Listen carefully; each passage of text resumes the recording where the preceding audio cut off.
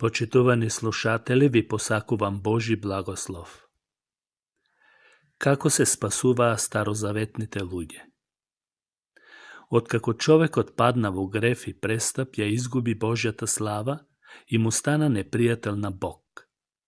Но Бог предвиде план на спасение, кој што е темел во секој временски период од човековата историја. Темелот на спасение од секојаш била и ќе биде смртта на Исус Христос. Нито еден човек пред крстот, односно во Стариот Завет, или од времето на крстот, односно во Новиот Завет, не може да се спаси без Исус Христос. Христовата смрт ја плати казната за минатите гревови на старозаветните верници и идните гревови на новозаветните верници. Сите жртви што се принесуваа во Стариот Завет укажуваа на Христовата жртва.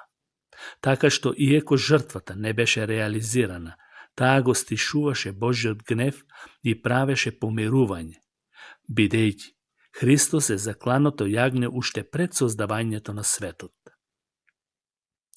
Условот за тоа спасение беше и се уште е верата.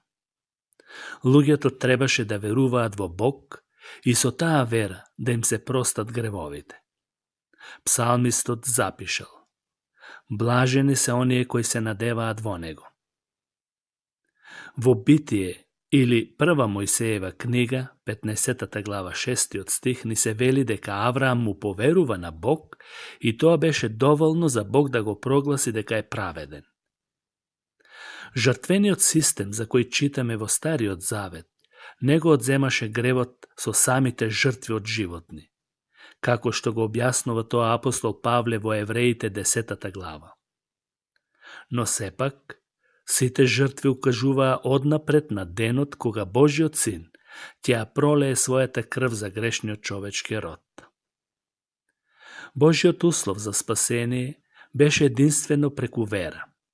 Вера во Божите откровение кои што тој ги даде на човештвото во тоа време. Тоа се нарекува прогресивно откровение. Адам веруваше во ветувањата што Бог ги даде во Битие 3 глава 15 стих, дека семето на жената ќе го победи сатаната. Адам му веруваше на Бог и го покажа тоа на дело со тоа што жената ја нарече Ева, а тоа значи мајка на сите живи или таа што дава живот. Бог им искажа милост со тоа што ја покри нивната голотија со кожа. Во тој момент Адам го направи само тоа што го знаеше, но тој истовремено веруваше, зашто верата беше клучна во тоа. Исто така, Авраам му поверува на Бог според ветувањата што Бог му ги даде во Битие 12 глава и 15 глава. Пред Мојсеј ниедна книга од Библијата не беше напишана, но човештвото беше одговорно според тоа што Бог им го беше открил. Во текот на Стариот Завет, верниците доаѓаа до спасение врз основа на тоа што веруваат дека Бог ќе се погрижи за нивниот проблем со гревот.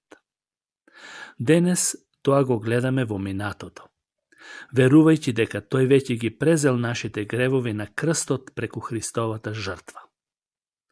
Библијата вели во Јован 3:16: зашто Бог толку го возлюби светот, што го даде својот единороден син, та секој кој верува во него да не загине, туку да има живот вечен. Исто и во Евреите 9 глава 28 стих е запишано: така и Христос, откако беше принесен еднаш за да ги земе гревовите на мнозина, ќе се јави втор пат без грев, за спасение на оние кои го очекуваат. Но што е со оние верници во времето на Христос, пред самиот крст и воскресение? Во што веруваат тие? Дали тие ја разбираат целата слика на Христос како умира на крстот за нивните гревови? Исус вели: оттогаш почна тој на своите ученици да им открива дека тој треба да отиде во Ерусалим, да пострада многу од старешините, првосвештениците и книжниците и да биде убиен, и на третиот ден да воскресне. Тоа е запишано во Матеј 16 глава. Но каква беше реакцијата на неговите ученици за оваа порака? А Петар го повлече настрана, почна да му зборува велејќи: биди милостив кон себе, Господи, тоа со тебе нема да се случи.